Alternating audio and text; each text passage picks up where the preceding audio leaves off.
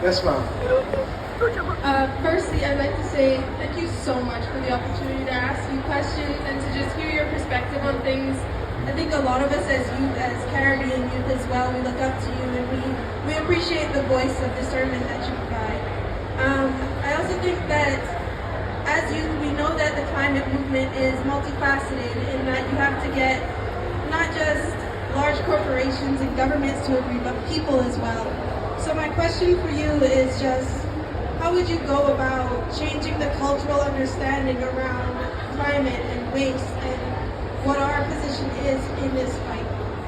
I think that we have a lot of cultural transformation to do regionally and globally.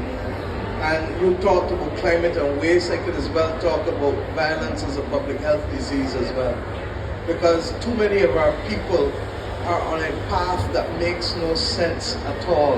And it is because what we value internationally is not necessarily rooted, okay?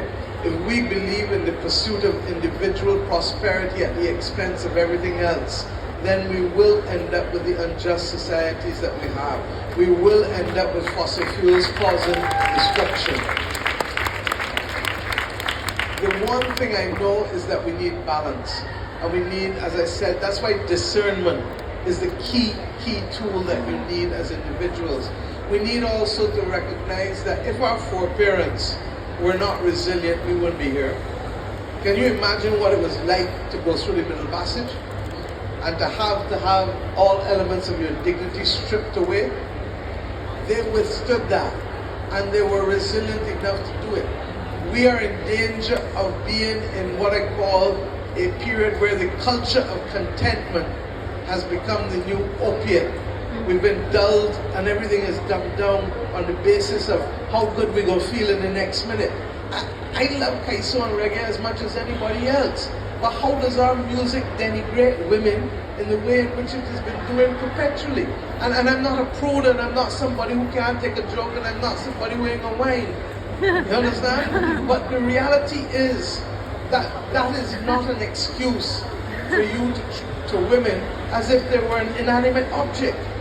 Similarly, women have to accept that for themselves first. So that is part of the cultural transformation and sensitization that we need to deal with.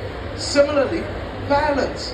How do we deal with violence? Similarly, how do we deal with waste? At the end of the day, there has to be tools taught to our children and young people based on a platform of values that allows them then to navigate their way through life. Is everybody in a society going to get it? No, they never have. They never will. But the question is, will the majority get it? And what will the society value as being acceptable and not acceptable? And that's why I say that the global order, regrettably, is not holding us to account in terms of the values that it wants us to promote and the values that it wants us to sustain and the behavior that it is prepared to accept.